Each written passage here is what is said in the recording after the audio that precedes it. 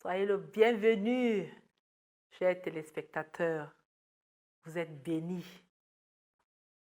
Aujourd'hui, nous avons le privilège d'apporter la bonne nouvelle du Seigneur Jésus-Christ. Le titre de notre message aujourd'hui est le suivant.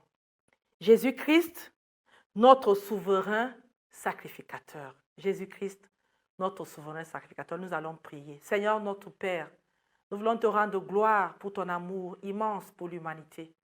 Merci pour ton Fils Jésus que tu as envoyé en tant que souverain sacrificateur et en tant qu'agneau. Seigneur, pour nous donner la paix avec toi, parce que nous étions pécheurs et toi tu es saint. Merci pour plusieurs qui vont entendre l'écho de ta voix ce jour et dire oui à ce Jésus, Seigneur, afin qu'il revienne à la maison. Que toute la gloire, la louange et l'honneur te reviennent. Merci de communiquer l'évangile. Merci de parler au travers de moi. Au nom de Jésus-Christ. Amen. Nous avons dit notre titre, c'est Jésus-Christ, notre souverain sacrificateur. Ce message parle de l'amour de Dieu pour l'humanité. Ce message parle de l'amour de Dieu pour vous. Nous allons commencer, nous allons lire dans Hébreux 9, à partir du verset 11 jusqu'au verset 15. Mais Christ est venu comme souverain sacrificateur des biens à venir. Il a traversé le tabernacle, plus grand et plus parfait, qui n'est pas construit de main d'homme, c'est-à-dire qui n'est pas de cette création. Et il est entré une fois pour toutes dans le lieu très saint, non avec le sang des boucs et des veaux, mais avec son propre sang, ayant obtenu une rédemption éternelle.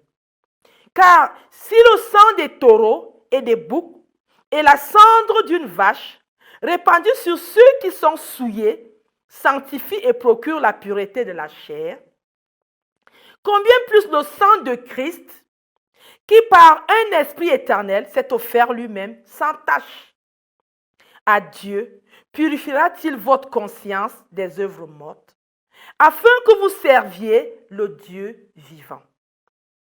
Et c'est pour cela qu'il est le médiateur d'une nouvelle alliance, afin que la mort étant intervenue pour le rachat des transgressions commises sous la première alliance, ceux qui ont été appelés reçoivent l'héritage éternel qui leur a été promis. Quelle bonne nouvelle! Chers téléspectateurs, je suis tellement fière et heureuse de vous annoncer cette nouvelle que l'homme pécheur peut rentrer en relation avec le Dieu saint, le Dieu trois fois saint, le Dieu dont la présence était jadis inaccessible à cause du péché de l'homme. Le sang de Jésus est venu. La Bible nous dit, nous annonce cette nouvelle, que Christ est le souverain sacrificateur. Nous savons que le péché est mauvais. Écoutez, on n'a même pas besoin d'enseigner aux gens qu'il est mauvais. Parce que les conséquences sont nombreuses. Et les vies sont gâchées, gaspillées. Il y a les orphelins partout. Nous voyons des guerres, nous voyons comment les tueries, comment les gens meurent. Vous voyez comment quelqu'un peut se lever et faire une guérilla et tuer, assassiner. Ça, c'est le péché. Parfois, ça vient de la haine, de la rancune, le manque de pardon, toutes ces choses. Ça commence tout petit, mais les conséquences. Nous voyons les familles divisées, deux frères qui ne se parlent pas. Nous voyons un homme marié, mais qui abandonne sa femme et tous ses enfants. Peut-être c'est vous qui nous suivez en ce moment. Il est déjà dehors. Tout ce qu'il a comme argent, il dépense dehors. Les enfants restent orphelins, ils ne vont pas à l'école. Ça devient des délinquants et un problème pour la société. Chers téléspectateurs, nous vous apportons la bonne nouvelle. Oh, alléluia. La bonne nouvelle, tout ce que Dieu veut, c'est que vous écoutiez sa voix. Afin que, ayant écouté sa voix, qui est une personne, Jésus, vous puissiez comprendre, avoir la sagesse et vous détourner du malin. Le péché te sépare de Dieu. La Bible nous révèle que Dieu a donné la solution du péché. Dans l'Ancienne Alliance, c'était des sacrifices d'animaux. Oui, des sacrifices d'animaux. Et que les péchés, dont les péchés étaient expiés ou pardonnés ou couverts par les sacrifices d'animaux. Dans Lévitique 4 et la suite, vous allez voir dans Lévitique, par exemple, j'ai juste pris cet exemple, dit, lorsque quelqu'un péchera involontairement contre l'un des commandements de l'Éternel, en faisant des choses qui ne doivent pas se faire, et nous voyons ce qui se passe aujourd'hui, si c'est le souverain sacrificateur, c'est le sacrificateur ayant reçu l'onction, qui a péché et qui a rendu par là le peuple coupable, vous voyez, le sacrificateur pêche, mais il rend le peuple coupable, il offrira à l'Éternel, pour le péché qu'il a commis, un jeune taureau sans défaut. Il offrira donc le sacrificateur, s'il a péché, il doit offrir un jeune taureau sans défaut. Si c'est le chef, un chef du peuple, un chef de 100, un chef de 1000, un chef de 50, un responsable qui a sous lui des personnes dont il est responsable et qui pêche involontairement, vous qui nous écoutez, peut-être vous êtes un responsable, écoutez ce que la Bible dit. À l'ancienne alliance qu'il devait offrir, il devait offrir, s'il fait des choses contraires à Dieu, il se rend coupable, parce que le péché te rend coupable. Lorsque tu fais le péché, tu es coupable. Il devra offrir un bouc mâle sans défaut. Maintenant, si c'est quelqu'un du peuple, il va offrir une chèvre, une femelle sans défaut pour le péché qu'il a commis. Afin que le sacrificateur tue, par exemple, l'animal et offre le sang en holocauste. C'est ainsi que le sacrificateur fera pour cet homme l'expiation et il lui sera pardonné. Sans effusion de sang, il n'y avait pas de pardon dans l'ancienne alliance. Et c'est la même chose dans la nouvelle alliance. La Bible nous dit que, nous montre donc que c'est la raison pour laquelle Jésus-Christ est venu. Il est venu comme ce souverain sacrificateur. Dans Jean 1, verset 29, il dit, Jean-Baptiste, lorsqu'il a vu, il a dit, voici l'agneau de Dieu qui ôte le péché du monde. Voici l'agneau de Dieu qui ôte le péché du monde. Il n'a pas dit qu'il ôte le péché des chrétiens. Ou bien qui ôte les péchés de toutes les églises catholiques, protestantes, tout ce que vous voulez. Il a dit qu'il ôte le péché du monde. L'autre jour, j'étais avec un jeune homme qui était dans une religion et il parlait et je lui ai parlé de Christ. Il m'a dit non madame, nous avons deux religions. Je lui ai dit non, je ne vous parle pas de la religion. Je suis en train de vous parler de celui qui n'est ni musulman, ni catholique, ni protestant, ni tout ce que vous voulez, mais qui a créé toutes choses. Il veut que vous ayez une relation avec lui. Je lui ai dit, je ne te parle pas de la religion. Et aujourd'hui, nous voulons dire à ceux qui nous suivent à ce moment, s'il vous plaît, arrêtez-vous et écoutez cette parole, elle est pour vous. Parce que Dieu est venu vers nous, afin que nous soyons réconciliés avec lui. C'est la bonne nouvelle. Ce n'est pas la religion. Il n'y a pas un nom en dehors du Christ que nous vous offrons. Christ, c'est lui le pont entre Dieu et vous. Parce qu'il est venu comme souverain sacré. Il est l'agneau de Dieu qui est venu pour ôter l'obstacle qu'il y avait entre l'homme et l'humanité. Il est venu pour tous les hommes. Que vous ayez une religion ou pas, il est venu pour vous. Que vous soyez responsable de votre religion ou pas, il est venu pour vous. Donc il est celui dont vous avez besoin dans votre vie pour rentrer en relation avec le Dieu qui vous a créé. Gloire à Dieu. Il est venu comme souverain sacrificateur pour offrir lui-même le sang de notre réconciliation. Parce que sans effusion de sang, il n'y a pas de pardon de péché. Il n'y a pas de pardon du tout. Jésus-Christ est le médiateur de la nouvelle alliance. Il est le seul médiateur entre Dieu et les hommes. Il est venu, lui, le Fils de Dieu. Il a porté notre mort. Il a porté notre nature de péché. Il a porté notre misère. Il a porté notre jugement. Il a porté notre condamnation. Il a porté nos ténèbres. Il a porté nos malédictions.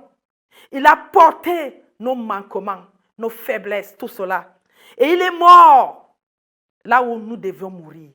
Car la Bible dit, il a été jugé, il a été condamné comme coupable. Coupable de quoi? D'avoir péché. Coupable d'avoir forniqué. Coupable, alors que c'est vous. Coupable d'avoir volé. Coupable d'avoir été ivrogne. L'ivrognerie est condamné. Coupable d'avoir violé, de faire toutes ces mauvaises choses. D'avoir haï. Il est mort de la haine. Il est mort des rancunes. Il est mort de toutes ces choses, bien-aimé. Il est mort de toutes ces choses. Il est mort de ta nature de péché. Il est mort, il est mort, il est mort. Son sang a coulé là où le nôtre, le vôtre devait couler.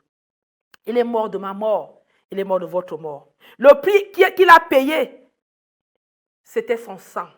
Parce que sans effusion de sang, il n'y a pas du tout de pardon, pas du tout de relation avec le Dieu qui vous a créé.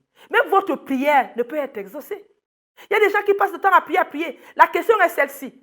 Êtes-vous réconcilié avec Dieu? Le sang de Jésus, que Jésus est venu nous offrir, lui le sauveur sacrificateur, c'est lui qui nous réconcilie avec le Créateur. Ce n'est pas votre doctrine. Non. Ce n'est pas votre pasteur, ce n'est pas votre doctrine. Ce n'est pas votre prière. Mais c'est le sang. Lorsque vous dites oui à ce sang, alors le sang fait le travail.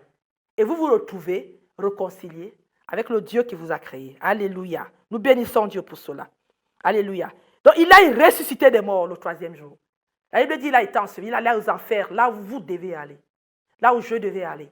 Il allait à notre place. C'est pour cela que nous n'irons plus en enfer. Nous n'irons plus dans ces lieux ténébreux-là si nous acceptons Christ. Parce qu'il était notre substitut.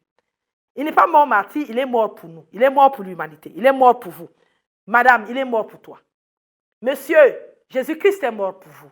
Quel que soit votre grade dans l'armée, il est mort pour vous. Il est mort pour vous. Même si vous êtes un roi sur terre, dans votre grand royaume, la Bible dit qu'il est mort pour vous. Il est mort pour les présidents. Il est mort pour les gardiens. Il est mort pour les cultivateurs. Il est mort pour les commerçants. Il est mort pour les veufs, Il est mort pour tout le monde. Il est mort pour les Africains, pour les Européens, pour les Américains. Il n'y a pas un seul homme qui n'a pas été inclus dans la mort de Christ. C'est la bonne nouvelle. Il y a quelqu'un qui est mort pour vous. C'est le Fils de Dieu. Alléluia. Quelle bonne nouvelle. Le sacrifice qu'il fallait pour la réconciliation, le souverain sacrificateur Jésus-Christ l'a offert. Lui-même, il était l'agneau. Lui-même, il était le souverain sacrificateur. C'est une bonne nouvelle. Parce que tu ne pouvais pas, parce que je ne pouvais pas, Dieu est venu et il a fait. Et il a fait ce qu'il devait faire pour nous ramener à lui. C'est pour cela que c'est tellement facile de venir à lui. Les gens ont mis tellement de choses, mais tout cela, ça tombe dans l'eau, devant ce que Christ a fait. L'œuvre achevée de Christ. Tout ce que Dieu voulait mettre dedans, il l'a mis. Il vous a mis dedans. Il a mis tout ce que vous devez subir comme problème sur terre, il a mis dedans. Si vous venez à lui, c'est la victoire assurée dans chaque domaine. La Bible dit que celui qui demeure sous l'abri du Très-Haut repose à l'ombre du Tout-Puissant. L'abri du Très-Haut, c'est qui? C'est Jésus. C'est lui le bras de l'Éternel aujourd'hui. Donc lorsque vous êtes sous lui, vous êtes à l'abri de toutes choses. Les problèmes n'arriveront pas. Oui, les problèmes arriveront parce que nous sommes sur terre. Nous ne sommes pas chez nous ici. Mais parce que nous avons Christ en nous, le capitaine en chef, nous allons de victoire en victoire. C'est pour ça que vous devez venir à lui. Le souverain sacrificateur de votre vie, c'est Jésus-Christ. Il est venu offrir une alliance nouvelle, dont lui-même est le médiateur pour nous. Il n'a pas délégué ton pasteur. Il n'a pas délégué ton pasteur. Il n'a pas délégué l'homme de Dieu. Non, lui-même est venu comme médiateur entre le Père et toi, pour nous offrir une rédemption éternelle, pour nous offrir une entrée libre. La Bible dit, il est entré une fois pour tous dans le lieu très saint, non avec le sang des boucs et des veaux, mais avec son propre sang, alléluia, pour obtenir pour nous une rédemption éternelle, un rachat éternel. Le sang de Jésus est venu nous racheter d'une manière définitive. Et il est venu pour faire un travail complet et total qui touche notre esprit, notre âme et notre corps. Alléluia. Et tout ce qui nous concerne, le sang de Jésus parle pour nous, en notre faveur auprès de Dieu. Vous devez aujourd'hui vous donner à lui. Les autres sacrificateurs entraient dans le sanctuaire, avaient fait des mains d'hommes. Mais lui, il est entré dans le ciel même. Alléluia. Jésus est entré dans le ciel pour vous, bien-aimés. Jésus est entré dans le ciel pour moi, bien-aimé. C'est la bonne nouvelle du christianisme. Ce n'est pas une religion. Dieu est venu vers nous. Alléluia. Il nous a tendu la main. Il dit maintenant, il s'est présenté pour nous devant le Père. Donc lorsqu'il est allé, il a dit, Père, je suis mort pour ces péchés-ci. Maintenant, cet homme est libre. vous qui nous suivez maintenant, libre. Déclaré libre. Dès qu'il se présente par exemple pour moi, c'est écrit libre parce que tous mes péchés, il les avait portés. Alléluia. Ce n'est pas offrir plusieurs fois son sang qu'il est entré. Non, il est entré une seule fois. La Bible nous dit qu'il est entré une seule fois. Maintenant, à la fin des siècles, il a apparu une seule fois pour effacer le péché par son sacrifice. Tous vos péchés passés, présents, futurs, effacés. Complètement effacés. Quel que soit ce que vous avez fait. C'est la bonne nouvelle. Parce que la bonne nouvelle de l'évangile, c'est vous dire, le péché que vous avez, vous séparez de Dieu, vous sépare de Dieu. Mais le sang de Jésus vous a réconcilié avec Dieu. Et la conséquence, c'est quoi? Si vous venez à Jésus, c'est terminé, vous êtes réconcilié avec Dieu. Et vous avez un casier judiciaire vierge. Effacez le péché. Et rappelez-vous ces choses que vous avez faites. La Bible dit effacez. Vous pouvez répéter effacer. Alléluia. Et comme il s'est offert une seule fois pour porter les péchés de beaucoup d'hommes, il apparaîtra sans péché une seconde fois à ceux qui l'attendent pour leur salut. Salut qui veut dire zozo, protégé, guéri, enrichi. Alléluia. C'est cela que le Seigneur est venu nous offrir. Un salut complet, un salut éternel, un salut dynamique dans chaque domaine de notre vie et de chaque jour. Chaque jour que vous vivez sur la terre était inclus dans le sacrifice de Christ. Alléluia. Jésus-Christ a donné sa vie, son sang pour vous, pour moi, afin que nous puissions vivre par lui. Et si vous vous arrêtez que, oui, les gens ont fêté la Pâque, ils ont fait le chemin de croix, ils ont fait tout ce qu'on fait, mais ils n'ont pas la moindre idée de ce que Christ est venu faire. C'est pour votre péché, celui que vous commettez en ce moment même, pendant que vous faites ce que vous faites. Les mensonges que vous dites là, c'est ça qui a tué Jésus. Toutes ces choses que vous faites à gauche et à droite, que vous savez que ce n'est pas bien, c'est pour ça qu'il est mort. Écoutez, tout ce que l'homme fait sans Christ, c'est le péché. Parce que le sang de Christ, c'est lui qui nous a ouvert la porte. Donc si tu n'as pas Christ en toi, tu ne peux pas accéder à la présence de Dieu. Et tout ce qui est sans Christ, c'est des gens qui vivent dans le péché, c'est des pécheurs. Donc vous n'avez pas Christ, vous n'avez pas encore reçu Christ. Vous devez savoir que vous êtes séparés de Dieu. Quel que soit ce que vous faites, vous êtes séparés de Dieu. Il dit afin que nous puissions vivre par lui. Donc la vie, c'est par Christ. Imagine, si la vie est par Christ, de l'autre côté, c'est la mort sans Christ.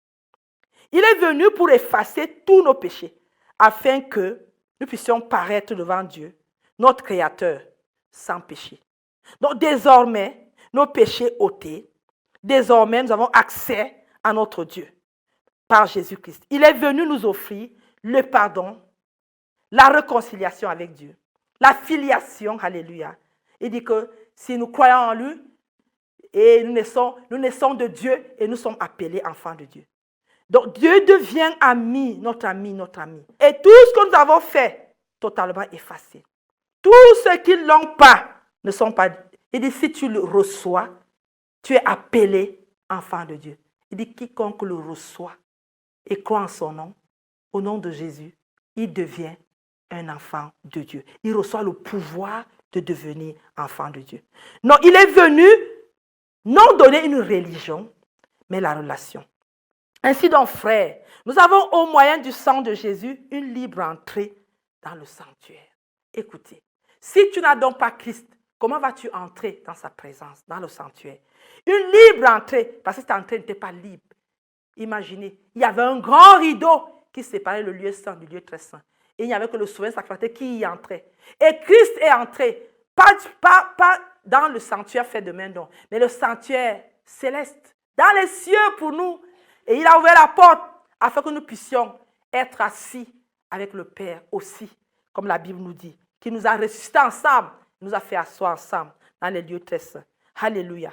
Donc, il y a une route nouvelle, une route vivante qui a été inaugurée par Jésus-Christ au travers du voile, c'est-à-dire de sa chair. Par ce sang, nous avons reçu la vie de Christ. Le christianisme, c'est la vie de Christ dans un homme. Et Jésus-Christ est venu pour offrir cette vie. Et le seul qui est envoyé pour sauver l'homme, c'est Jésus. Les leaders religieux de beaucoup de religions que nous entendons et que nous voyons devant nous sont allés en guerre dans les régions. Ils n'ont pas fait comme Jésus. Ils ont tué les hommes. Ils ont tué les femmes. Ils ont même forcé les gens à accepter leurs croyances. Ils ont forcé les gens à accepter leur doctrine. Et ils ont installé leur religion. Et ils se sont sauvés eux-mêmes. Ils ne sont pas morts. Et ils ont fait accepter leur doctrine aux hommes. Réfléchissez. Entre ces leaders religieux qui sont allés dans les régions tuer pour installer leur religion et leur doctrine, et Jésus qui est venu lui mourir pour donner sa vie, lequel devez-vous choisir ou de quel devez-vous suivre? Lequel est la vérité? C'est celui qui a donné sa vie, bien sûr. Il est venu, d'autres l'ont fait en se protégeant, mais Jésus est venu, il a montré ses bras, il a montré ses pieds, il a porté nos péchés, et lui, il est mort. Beaucoup ont installé leur religion par des guerres. Beaucoup aujourd'hui font des sacrifices. On leur demande des parents, on leur demande des enfants, on leur demande les membres de leur famille, on leur demande les collègues pour avoir la vie ou des promotions. Mais Jésus, lui, il est venu pour donner sa vie afin de te donner la vie, la promotion, le bonheur, la joie, tout ce dont tu as besoin. Qui vas-tu suivre? Les chefs des sectes pernicieuses, ils proposent ceci. Si tu donnes le sang de ta maman, si tu donnes le sang de ton papa, tu vas... Non, mais Jésus, lui, il a donné son propre sang. Entre ces sectes pernicieuses-là, qui vous proposent toutes ces choses-là, et Jésus, qui devait vous suivre? Jésus est venu pour nous donner la vie éternelle et sa nature. Et la vie en abondance, dans Jean 10, 10, il dit, je suis venu avec eux, mes brebis est la vie. Et la vie en abondance. Dans notre, il dit, et qu'il jouisse d'une vie abondante. Qui, selon vous, vous aime? Celui qui a tué pour vous imposer sa religion, ou celui qui a donné sa vie pour que vous puissiez vivre? Celui qui a donné sa vie, c'est lui le chemin. Celui qui a donné la vie, c'est lui la vie. Celui qui a donné sa vie, c'est lui qui vous aime. C'est lui le véritable Dieu. Celui qui a puni et qui a tué les autres pour qu'on l'écoute, qui a forcé les gens en les tuant pour qu'on l'écoute. C'est celui que vous suivez? Non, c'est faux. Toutes ces religions que vous voyez aujourd'hui, des grandes religions, on les a établies au prix du sang des autres personnes, avec des sacrifices. On a tué pour faire avancer. Il faut que les gens croient cela. Non, ce n'est pas. Le Dieu qui est venu en nous par Jésus-Christ, lui-même a donné sa vie pour l'humanité. Mais les autres faux prophètes sont venus avec leurs croyances et leur religion, imposés au prix des vies des autres. Jugez vous-même. De l'autre côté, ce sont des fausses religions, mais de l'autre côté de Jésus, c'est la relation. C'est Dieu qui est venu vers nous.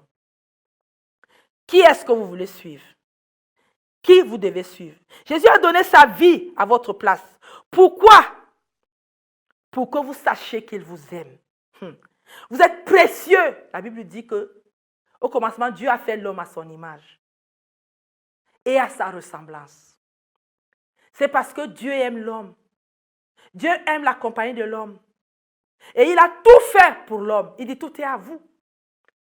Et c'est pour cela qu'il est revenu prendre la forme humaine pour reprendre l'autorité perdue par le premier Adam. Le second Adam, qui est Jésus, est venu la reprendre. Et il fallait qu'il meure à notre place. Il nous aime. Il vous aime. Est-ce que vous êtes né de nouveau? Ou alors vous vivez encore dans vos péchés? C'est les deux. Vous ne pouvez pas être né de nouveau et vous vivez, vous pratiquez le péché. C'est pas vrai ça. Parce que vous avez une nature nouvelle en vous. C'est pour ça que je pose la question. Si vous n'êtes pas né de Dieu, cela veut dire vous vivez et pratiquez le péché. Donc si vous vivez et pratiquez le péché, vous n'êtes pas encore né de Dieu. Mais ce n'est pas grave. Aujourd'hui, là, vous allez naître de nouveau. Vous allez recevoir donc cette vie nouvelle en vous qui nous vient par le sang de Jésus qui a coulé. Parce que le souverain sacrificateur, Jésus lui-même, est allé là où on amenait les boucs Là où on amenait les veaux sans tache, là où on amenait les chèvres, oh, alléluia, là où on amenait toutes sortes d'offrandes, lui, il a offert son corps comme une offrande, afin que le sacrifice qui devait vous réconcilier avec Dieu, nous réconcilier avec Dieu, lui, il le donne. Alléluia. Et la Bible nous dit un sacrifice parfait pour nous donner une rédemption parfaite. Il est entré une seule fois pour vous et moi, pour l'humanité. Quelle bonne nouvelle. Afin que nous voyions enfin la face du Dieu qui nous a aimés. Alléluia. La question est maintenant, est-ce nécessaire encore de demeurer dans le mensonge? Non. Est-ce nécessaire de demeurer dans l'adultère? Non. Est-ce que c'est nécessaire de continuer dans le vol? Non.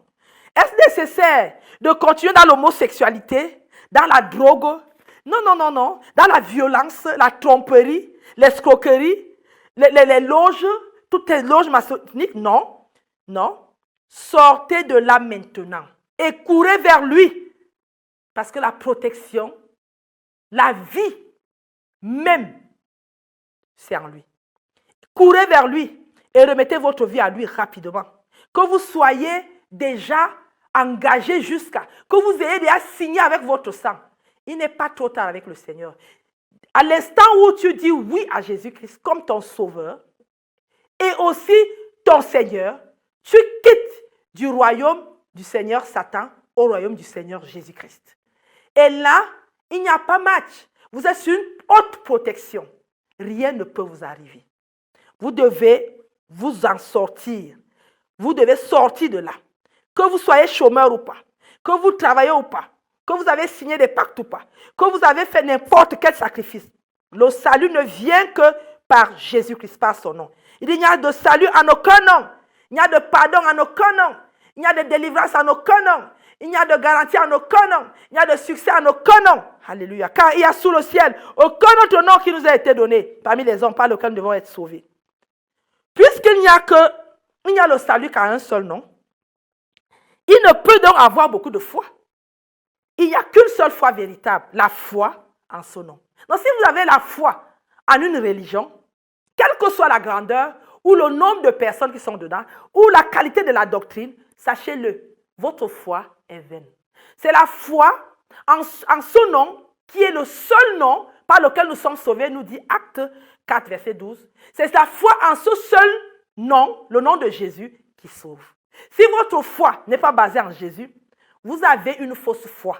C'est-à-dire vous avez une fausse croyance et votre doctrine est fausse. Et ça va vous amener là où tous les faussaires vont.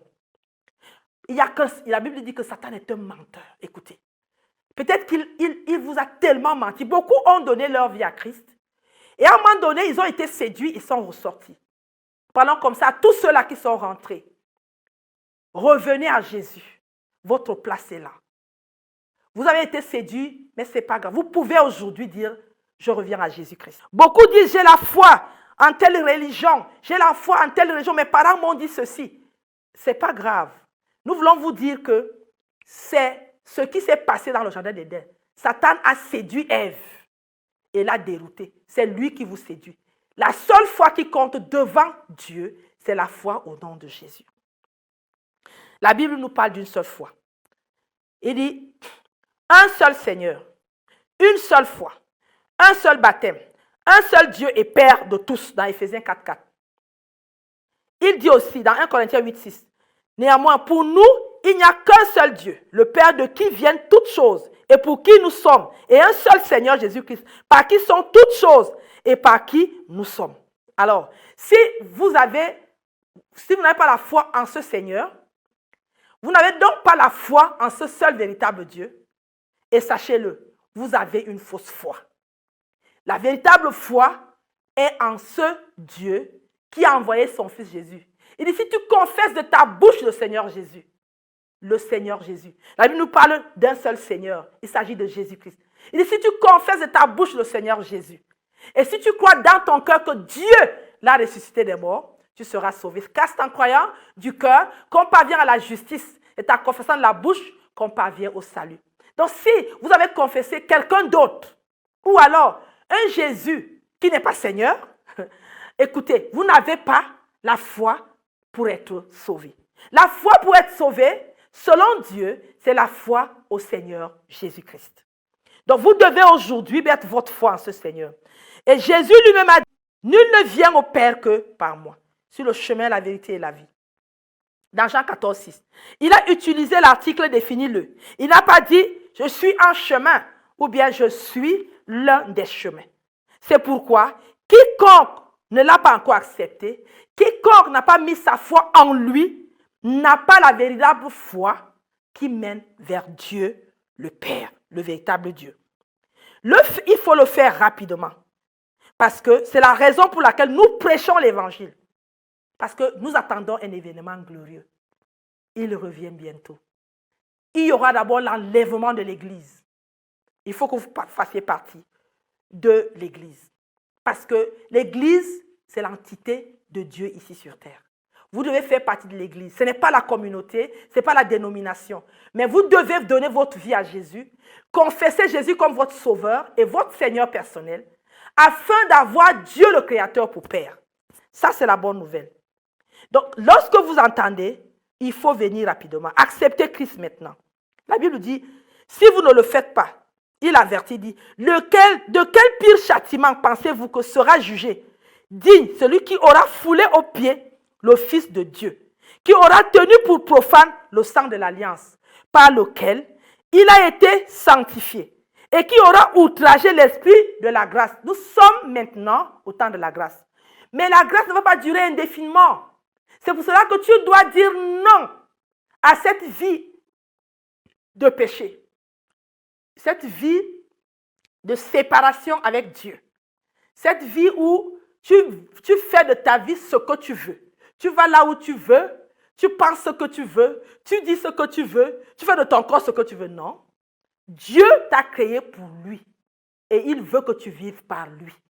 Et ce par lui-là, c'est par le Seigneur Jésus-Christ. Et tu ne peux pas vivre par Christ si tu ne l'as pas intronisé dans ta vie comme ton sauveur et ton Seigneur. Parce qu'il y a deux royaumes. Quand on est dans un royaume, c'est le royaume des ténèbres. Et lorsqu'on reçoit Christ, nous passons de la mort à la vie. Nous sommes transférés des ténèbres à ce royaume qui est invisible, mais un royaume vrai. C'est le royaume du Seigneur Jésus, où lui, il est roi. Alléluia. La Bible dit donc, car nous connaissons celui qui a dit, à moi la vengeance, à moi la rétribution. C'est une chose terrible de tomber entre les mains du Dieu vivant. Aujourd'hui, c'est le jour de votre salut, où vous dites oui au sang du sacrifice. Parce que Jésus a été fait sacrificateur et agneau pour vous ramener, pour nous ramener au Père. Le sang de Jésus-Christ a fait que ce sang parle en notre faveur, efface nos vols, efface notre vie passée, efface tout ce que nous avons fait. Beaucoup de gens disent, moi je ne pêche pas. Écoutez, le fait même de le dire, vous avez péché. Parce que la Bible dit, tous ont péché et sont privés de la gloire de Dieu. Tous, sans exception. Et ils sont gratuitement justifiés par Christ Jésus, par l'offrande de son corps, le sang de Jésus-Christ. Aujourd'hui, vous pouvez dire oui à Jésus-Christ. Et vous serez libérés des liens de la mort qui vous enveloppent. Vous ne les voyez pas, mais vos œuvres montrent que vous êtes enveloppés par les liens de la mort. Les liens du péché, c'est les liens de la mort. Les liens de tout ce que vous faites dans l'ombre, toutes ces choses, cet orgueil que vous avez, une vie où on ne peut pas vous parler, tout cela, vous êtes liés par des liens de la mort. Mais Jésus est venu afin que, comme souverain sacrificateur de votre mal, de votre péché, afin de vous réconcilier, afin que vous ayez accès au Dieu qui vous a créé. Si vous êtes d'accord, et vous êtes d'accord, c'est pour ça que le Seigneur vous a mis sur cette chaîne pour écouter ce merveilleux message qui était adressé à vous, que vous êtes une femme, un homme, un enfant, un jeune, un orphelin, quelqu'un qui a tout, qui va à l'école ou quelqu'un qui ne fréquente pas, quelqu'un qui a mangé ou qui n'a pas mangé. Écoutez, ce n'est pas important. Lorsque la semence de Dieu entre en vous, elle commence son travail. Donnez l'occasion au Seigneur de commencer le travail dans votre vie. En commençant par la réconciliation, par le sang du sacrifice de Jésus-Christ aujourd'hui. Si vous êtes prêts, nous allons prier ensemble. Vous allez prier avec votre cœur. Priez de tout votre cœur et croyez parce que Dieu est ici. Et c'est Dieu qui vous parle au travers de notre bouche. Gloire à Jésus. Éternel notre Dieu, éternel notre Dieu. Je viens à toi ce jour par Jésus-Christ. Je reconnais que j'ai péché en pensée, en parole, en acte. Et je suis séparée de lui par ma nature de péché et même mes péchés. Je regrette ma rébellion, Seigneur. Je regrette toute ma vie. Alors que tu es mort pour ces péchés, je les pratique aujourd'hui. Je demande pardon, Seigneur. Je crois que Jésus-Christ est venu comme souverain sacrificateur et agneau pour moi, afin de faire le sacrifice pour que j'accède dans ta présence. Je crois qu'il est mort pour mes péchés. C'est mes péchés qui l'ont tué. Je crois que, étant mort, il a été enseveli. Et le troisième jour, il est ressuscité. Je confesse qu'il est mort, c'était pour moi. Je confesse qu'il est mon sauveur. Je déclare qu'il est mon Seigneur aujourd'hui et pour toujours. Je l'accepte. Merci pour mes péchés qui sont totalement pardonnés. Pour mon nom qui est écrit dans le livre de vie. Et pour la filiation, désormais je suis un enfant de Dieu. Et merci pour le sang qui a lavé ma conscience. Et qui me rend plus que vainqueur devant tout péché désormais. Merci Seigneur. Je suis lavé. Je suis protégé. Je suis guéri. Je suis délivré.